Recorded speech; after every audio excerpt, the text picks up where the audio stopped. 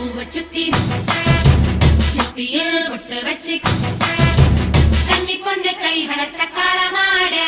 காம்பு தொட்ட பால் கொடுக்கும் பசுமாட